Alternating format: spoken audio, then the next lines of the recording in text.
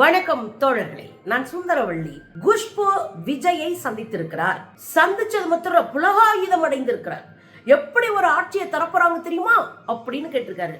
பாலியல் வன்கொடுமையில நடக்குதுல அப்படின்னா ஏன் திமுக ஆட்சியில நடக்கலையா அப்படின்னு கேட்டிருக்கிறாரு. இப்ப வகையா சிக்கியிருக்காங்கன்னா போட்டு பொழக்கிறது நம்ம கடமை. ரெண்டாவது, குஷ்பு போல எந்த அரசியல் கொள்கையும் மற்ற ஏதாவது ஒரு கட்சி தாவி கொண்டு இருக்கிற ஒரு ஆளுக்கு பாடம் நடத்த வேண்டிய பொறுப்பு நமக்கு இருக்கு தோழர்களே. என்ன நடந்தது? தமிழ்நாட்டுல ஒரு 15 நாள்ல சட்ட ஒழுங்கு நாசமா போய் சந்தி சிரிச்சிட்டு இருக்கு. 49க்கும் மேற்பட்ட கொலைகள் நடந்திருக்கு. 19 ரேப் அண்ட் மர்டர் நடந்திருக்கு. ஏராளமா ஊழல் ஒன்னொன்னா வந்துட்டு இருக்கு. 15 நாள் ஆகல, ஊழல் வேற. 8000 கிளினிக் ஆரம்பிச்சுக்கலாமா, அது ஆன்லைன்லயே விண்ணப்பிக்கலாமா. 8000 தனியார் கிளினிக்கை யார் வேண்டுமென்றாலும் ஆரம்பிச்சுக்கலாம், ஆன்லைன்ல விண்ணப்பிக்கலாம். எவ்வளோ பெரிய மோசடி, எவ்வளோ பெரிய அயோக்கியத்தனம். மக்கள் உயிர் உங்களுக்கு இது மாதிரி தெரியுதா? 8000 கிளினிக் ஆரம்பிக்கிறது எதுக்கு? அரசு மருத்துவமனைகளை சீரமைக்கிறது பதிலா தனியார்கிட்ட காசை வாங்கி வாயில போடுறதுக்கு 8000 கிளினிக். இது நிறைய இருக்க ஊழல். நான் ஒன்னொன்னா பட்டியலிட்டு உங்களுக்கு பின்னாடி சொல்றேன். இன்னைக்கு அக்கா தான் மெயின் டார்கெட்டு. குஷ்பு யாருன்னு உங்களுக்கு தெரியும். முதல்ல திமுகல இருந்தாங்க, அதுக்கப்புறம் காங்கிரஸ் போனாங்க, அதுக்கப்புறம் பாஜகவுக்கு போயிட்டாங்க. இன்னும் கொஞ்ச நாள்ல தாவேகாவுக்கு தாவுனாலும் தாவுவாங்க. ஏன்னா தம்பி முதலமைச்சரா இருக்காருல்ல, அதனால அக்கா தாவுவாங்க. எனக்கு தெரிஞ்சு குஷ்பு அக்காவுக்கு ஒன்றை நினைவுபடுத்த ரொம்ப ஆசைப்படுறேன். ஏன் தெரியுங்களா?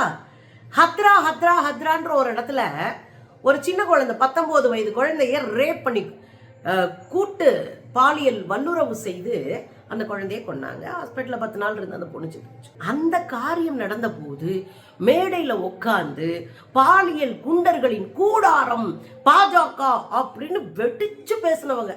ஒரு வாரம் கூட ஆகல. அதுக்கு பிறகு சரியா ஒரு வாரத்துக்குள்ள பாலியல் குண்டர்கள் கூடாரத்துல நான் ஐக்கியமாகிறேன் அப்படின்னு டெல்லியில போய் ஐக்கியமானவங்க தான் நம்ம அக்கா குஷ்பு.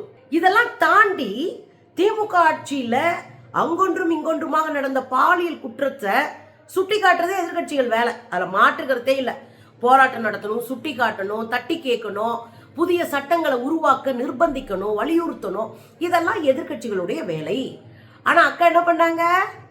நேரம் மதுரைக்கே போயிட்டாங்க. கருப்பு சேலை, கண்ணகி வேஷம், ஒரு பொண்ணையும் நாட்டுப்புற கலைஞரையும் கண்ணகி வேஷத்துல கையில சிலம்போட கூட்டிட்டு பேரணி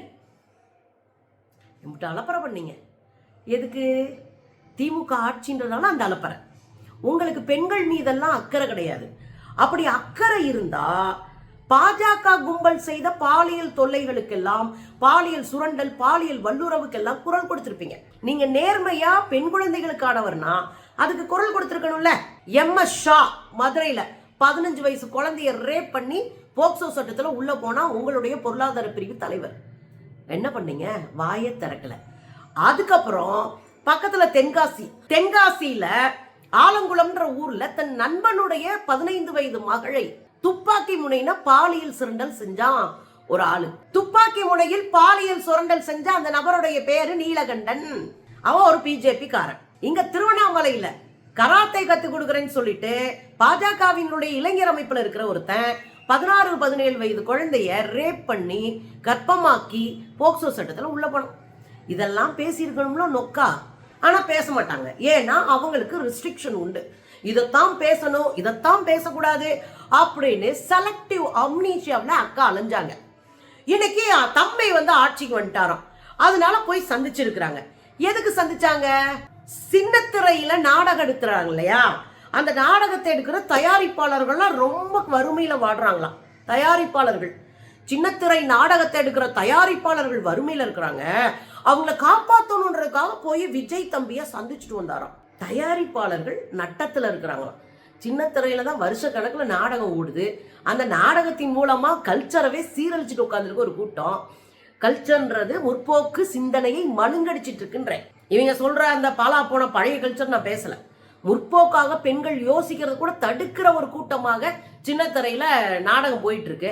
அதுக்கெல்லாம் வக்காலத்து வாங்கிட்டு தயாரிப்பாளர்கள் வறுமையில இருக்கிறாங்க, அவங்கள நாங்க பாதுகாக்கிறோம் அப்படின்னு சொல்றதெல்லாம் எவ்வளோ பெரிய சீப்பான பாலிடிக்ஸ். ரைட், சரி போய் கேட்கட்டும். கேட்கறதெல்லாம் தப்பு இல்லை, போய் கேட்கட்டும். கேட்டுட்டு வந்தவங்க செஞ்ச அட்ராசிட்டி இருக்குல்ல, பத்திரிகைக்காரங்க கேள்வி கேட்கிறாங்க. உடனே அக்கா அப்படி உள்ள இருந்து குண்டலிக சக்தி எழுப்பி பேசுறாங்க. எப்படிப்பட்ட ஆட்சி தெரியுமா? சொல்லிட்டு இருப்பார்ல அன்னை மேடையில நாங்கெல்லாம் தூய சக்தி தூய சக்தின்னு ஆடிட்டு இருப்பாரு, பஞ்ச் டைலாக் பேசுவார்ல, அது அப்படியே ஒப்பிக்குதுங்க நம்ம அக்கா குஷ்பு. விஜய் தலைமையில தெளிவான அரசாங்கத்தை இன்னைக்கு பாக்குறாங்களா அக்கா குஷ்பு. என்ன தெளிவான அரசாங்கம் ஏக்கா?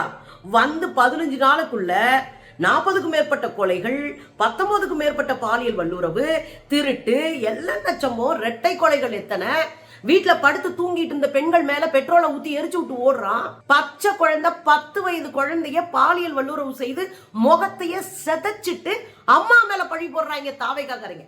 அந்த பிள்ளையோடைய அம்மா மேல. அந்த அம்மா குடிகாரி, அந்த அம்மா குடிச்சிட்டு படுத்திருந்தா. குடிகாரனா இருக்கிற அப்பனுக்கோ ஆத்தாளுக்கோ ஒரு பொம்பளை பிள்ளை இருக்குன்னு வச்சுக்கோங்க, அதை யார் வேணாலும் ரேப் பண்ணிக்கலாமா, கொலை பண்ணிக்கலாமா? இது என்னடா நீ நியாயம் சொல்றீங்க? ஆட்சி செய்ய வக்கு இல்ல, துப்பு இல்ல. ஆனா நீங்க சட்ட ஒழுங்க பாதுகாக்க முடியல. ஆனா மடை மாற்றம் பண்ணிட்டு இருக்கீங்க, திசை திருப்பிட்டு இருக்கீங்க. அது அப்படியே வந்து அக்கா ஒப்பிக்கிறாங்க. நல்ல ஆட்சி, பயங்கரமான நல்லாட்சி நடந்துட்டு இருக்கான், நல்லதே செய்யணும்னு ஆட்சிக்கு வந்திருக்கிறாங்களாம். ஆமா, இவங்க கிட்ட ஜோசியம் கேட்டாங்க. ஏன்னா அப்புறம் ஜோசியக்கார குரூப் தானே. அக்கா கிட்ட ஜோசியம் கேட்டாங்க, நல்லதே நடக்கும்னு சொல்லிட்டாங்க. அக்கா சொன்னாங்கல்ல தெளிவான அரசாங்கம். 4 பேர் 2 வீலர்ல போறான், நடு ரோட்ல நிக்க வச்சு கிங் கிங் கிங்றான். ஒரு கார்ல பிரயாணம் பண்றாங்க, அந்த காருக்கு முன்னாடி 4 பேர் 2 வீலர்ல போயிட்டு காரை போகவே விட மாட்டான். 4 வேல என்ஹெச்ல நேஷனல் ஹைவேல போக விட மாட்டான். அதுக்கப்புறம் நீங்க பாத்தீங்கன்னா பஸ் ஒருத்தன் ஒத்த கையில நிப்பாட்டிட்டு எங்க அண்ணன் ஆட்சிடா அப்படின்றான். பயங்கரமான ஆட்சிங்க. கஞ்சா விக்கிறவனை எதுக்குடா கஞ்சா குடிச்சுட்டு இப்படி ஆடுறீங்கன்னு கேட்டா மண்டையை உடைச்சு அனுப்புறான் பொம்பளை பிள்ளைங்கள. 12 மணிக்கு ஓடி போய் போலீஸ்கிட்ட காப்பாத்துங்கன்னு சொன்னா கேட் அடைச்சிட்டு உள்ள உட்காரான் போலீஸ். நல்ல ஆட்சிக்கா, செம்மையான ஆட்சி. ஒரு காதல் ஜோடி 2 வீலர்ல வர்றாங்க, பின்னாடியே ஒருத்தர் விரட்டிட்டு வர்றான். ஒரு டீ கடையில நிப்பாட்டிட்டாங்க, சேஃப் வேணும்ன்றக்காக டீ கடையில நிப்பாட்டினா அண்ணன் விஜய் தான் உங்க பெண்கள் எல்லாம் பாதுகாக்க சொன்ன. ஓன் ஜோலி நீ பாருடா, உனக்கு அண்ணன் என்ன சொல்லி விட்டு வீட்டுக்கு போய் உட்கார சொன்னாரா? என்னங்க கிளம்பிட்டானுங்க, அப்படியே கிளம்புறானுங்க. ஒரு பக்கம் லஞ்சம் ஊழல் போய் மாமூல் கேட்டு மிரட்டுறது, அப்புறம் மக்கள் ரோட்ல வந்து உட்கார்றது, தண்ணியே இல்லாம தெருவில் மக்கள் நிக்கிறாங்க, கரண்ட் கட் ஆகிட்டு இருக்கு, அதை கேட்க வக்கில்ல. ஆனா நல்ல ஆட்சி நடக்குதான் அக்கா குஷ்புக்கு. நியூஸ் படிக்கா, அரசியல் கட்சியில இருந்த நியூஸ் எல்லாம் பார்க்க கூடாதுன்னு எது இருக்கா? இல்ல பாஜகவில் இருந்தா வெறும் வாட்ஸ்அப் குரூப் செய்தியை மட்டும் தான் படிக்கணும்னு எது ரூல்ஸ் இருக்கா? நியூஸை பார்த்தா கூட தெரிஞ்சிருக்குமேக்கா. கொஞ்சம் கூட கூச்சம் இல்லாம பேசியிருக்கீங்க. இது என்ன பிரமாதம். அடுத்த அக்கா சொன்னாங்க பாருங்க, மாமா மச்சான்னு பார்க்காம மக்களுக்கு என்ன செய்ய முடியும் அப்படின்னு யோசிக்கிற அரசாங்கமா. கரண்ட் இல்லைன்னு மக்கள் நடுராத்திரி கதறிக்கிட்டு ரோட்டை மறிச்சா திமுக தான் காரணம். கரண்ட்டை கட் பண்ணிடுறது. தண்ணி இல்லை, திமுக தான் காரணம். பெண் குழந்தைகள் பாலியல் பல்லுறவு, திமுக தான் காரணம். அப்புறம் எதுக்குள்ள நீங்க ஆட்சிக்கு இருக்கீங்க? எதுக்கு ஆட்சிக்கு வந்தீங்க? உங்களால ஒன்றும் செய்ய முடியலன்னா ரிசைன் பண்ணிட்டு போங்க. இது என்ன சினிமா ஷூட்டிங்கா? உட்காந்துக்கிட்டு ரீல்ஸ் எடுத்துக்கிட்டு இருக்கிறதுக்கு. நேத்தெல்லாம் 100 ரீல்ஸ் பார்த்துருக்கேன், கொலை வெறியில் இருக்கேன். உங்க அண்ணன் சட்டையை கழிச்சிட்டாரு, எங்க அண்ணன் சட்டையை போட்டாரு, எங்க அண்ணன் கோட்டு போட்டாரு, எங்க அண்ணன் டிஃபன் பாக்ஸ்ல சோறு கொண்டு வந்தாருன்னு ரீல்ஸ் போட்டுக்கிட்டு வெக்கமில்லாம திரியுறீங்க. இந்த ஆட்சி மாமை மச்சேன்னு பார்க்காம நல்லா ஆட்சியா. அப்புறம் லீமா ரோஸ் யாரு? ஆதவர்ஜுனா மாமியாரு. அந்த அம்மா என்ன செஞ்சுக்கிட்டு இருக்கு? அதிமுகவை காலி பண்ணி தாவேக்கால வந்து சேர்த்துக்கிட்டு இருக்கு. ஆதவர்ஜுனா என்ன பண்றாரு? விஜய் வாயே திறக்கல, மொத்த அதிகாரமும் ஆதவர்ஜுனா வச்சுட்டு உட்காந்துருக்கான். ஒரு குடும்பத்து கையில எல்லாம் இருக்கு. ஏன்னா மாமா மச்சான்னு பார்க்கலையாமே. ஏக்கா பேப்பர் படிக்கா. தம்பி விஜயை முதலமைச்சரா பார்க்கும்போது அப்படியே மனசுல ஒரு விதமான அன்பு. சரி, சந்தோஷப்படுங்க. கூட வேலை பார்த்தவர் உங்க தம்பி, சந்தோஷப்பட்டுக்குங்க. அதுல யாருக்கு மேலேயும் குற்றம் இல்லை. நம்ம கூட வேலை பார்த்த ஒருத்தர், நம்ம கூட வேலை பயணிச்ச ஒரு நடிகர் முதலமைச்சராக இருக்கா, நீங்க சந்தோஷப்படுறது தப்பே கிடையாது. அதை நானும் தப்புன்னு சொல்ல மாட்டேன். பத்திரிகைக்காரங்க ஒரு கேள்வி கேட்கிறாங்க. என்ன கேள்வி கேட்கிறாங்க? பெண் குழந்தைகளுக்கு இவ்வளவு ரேப் நடக்குது, இவ்வளவு குற்றச்செயல் வருது, இதுக்கெல்லாம் என்ன சொல்றீங்க அப்படின்னு கேட்டா, நீங்க நேர்மையானவரா இருந்தா தம்பின்னு பார்க்காம, தொம்பின்னு பார்க்காம, மாம மச்சனன்னு பார்க்காம பதில் சொல்லியிருக்கணுமா இல்லையா? ஆனா நீங்க என்ன சொன்னீங்க? ரொம்ப கஷ்டங்க, ரொம்ப கஷ்டமா இருக்குங்க. இந்த சமூகத்துல இன்னும் காட்டு மிராண்டிகள், மிருகங்கள் இருக்குன்றது தெரியுதுங்க. இந்த வாய் எங்க திமுக ஆட்சியில இல்ல. அன்னைக்கு மிருகங்கள்லாம் பிரச்சனை இல்லைங்க, ஆட்சியாளர்கள் பிரச்சனைன்னு சொல்லி உருட்டி விட்டீங்களே. மிருகங்கள் பிரச்சனைன்னு அன்னைக்கு உங்க வாய் பேசலையே.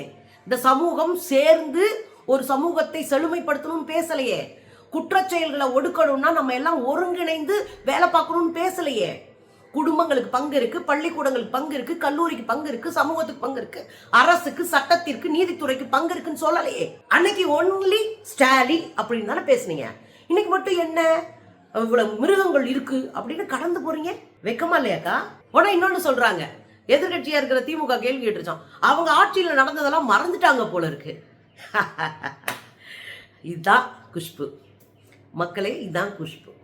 செலக்டிவ் அம்னீஷியா மட்டும் இல்லை, கேவலமான அரசியலையும் கையில் எடுத்திருக்கிறாங்க. தப்பு நடந்தா எங்கனாலும் தட்டி கேட்பேன்னு வாய்கிழிய பேசுறாக்கா குஷ்பு.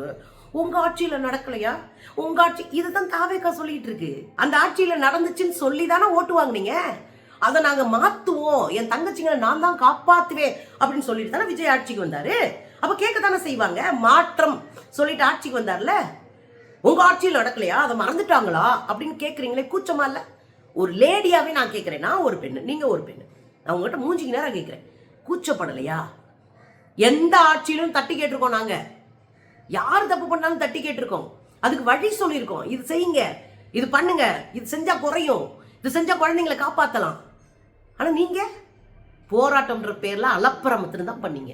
வந்த உடனே எப்படிங்க வேலை செய்ய முடியும்? 10 நாள்ல என்ன மாற்றத்தை செய்ய முடியும்? வந்த உடனே எப்படி வேலையில இறங்கி செய்வாங்க? கொஞ்சம் டைம் கொடுங்க, எல்லாத்தையும் சரி பண்ணிடுவாங்க. இல்லை, நான் ஒன்று கேட்குறேங்க்கா. 2021 ஸ்டாலின் அவர்கள் முதலமைச்சராக பொறுப்பேற்பதற்கு முன்னாடி 2வது அலை சீரியஸாக இருந்துச்சு. கொரோனாவினுடைய 2வது அலை கொடூரமாக இருந்தது. எங்கே பார்த்தாலும் மக்கள் கொத்து கொத்தா செத்துட்டு இருந்தாங்க இந்தியா முழுவதும். அந்த காலகட்டத்தில் தான் இவர் ஜெயிச்சு வர்றாரு. அரசாங்கத்தில் பதவி ஏற்கல, முதலமைச்சராக பதவியே ஏற்கல. அதுக்கு 3 நாளைக்கு முன்னாடியே களத்துல இறங்கி ஹாஸ்பிட்டல்ஸ்ல இன்னும் கூடுதல் பெட்டு, கூடுதல் ஆக்சிஜன், கூடுதல் மருந்து, கூடுதல் தடுப்பூசின்னு அந்த வேலைகள்லாம் பார்த்து வச்சுட்டு தான் முதலமைச்சரா பொறுப்பேற்றார்.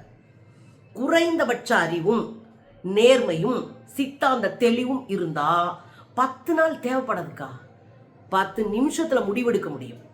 நேத்து உட்காந்து அண்ணன் முதலமைச்சர் விசை பேசியிருக்காரு. என்ன பேசியிருக்கிறாரு? கடுமையான தண்டனைகள் மூலமாகத்தான் இதெல்லாம் திருத்த முடியும். ஒரு முதலமைச்சர் இப்படி அறவேக்காடா இருந்தா நாடு விளங்குமா? கடுமையான தண்டனைகள் மட்டும் ஒரு குற்றச்செயலை குறைக்காது. சமூகம் தன் குழந்தைகளை வளர்க்கறதுல கூடுதல் கவனம் செலுத்தணும். ஆண் குழந்தைகளை மானிட்டர் பண்ணணும். ஆணும் பெண்ணும் நட்பா இருக்க முடியும் நம்பணும்.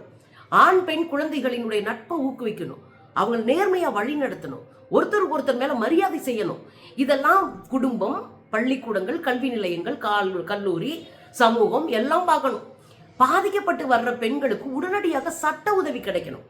பாதிக்கப்படுறதுக்கு முன்னாடியே பல வேலைகள் செஞ்சாங்க. திமுக ஆட்சியில் சட்ட திருத்தத்தை கொண்டு வந்தாங்க. ஃபாலோ பண்ணக்கூடாது, மெசேஜ் தேவையில்லாமல் அனுப்பக்கூடாது, திரும்ப அந்த குற்றச்சாட்டை செஞ்சா ஒரு பிள்ளைய ஒரு கையை பிடிச்சிழுத்தோ ஏதோ ஒரு அபியூஸ் பண்ணிட்டு அப்புறம் சைஃபர் கிரைம்ல ஒரு அபியூஸ் பண்ணிட்டு மீண்டும் செய்தால் அது கடுமையான சட்டங்கள். இப்படி பல சட்ட திருத்தங்களை போன ஆண்டு கொண்டு வந்தாங்க.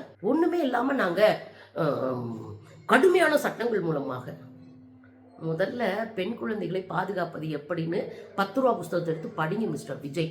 அப்புறம் குஷ்பாக்கா, ரொம்ப ரொம்ப ரொம்ப ரொம்ப கேவலமான வேலை உங்களுடைய பேச்சு. திருந்துங்க, இல்லாட்டா அரசியலை விட்டு ஒதுங்குங்க. அதுதான் தமிழ்நாட்டுக்கு நல்லது.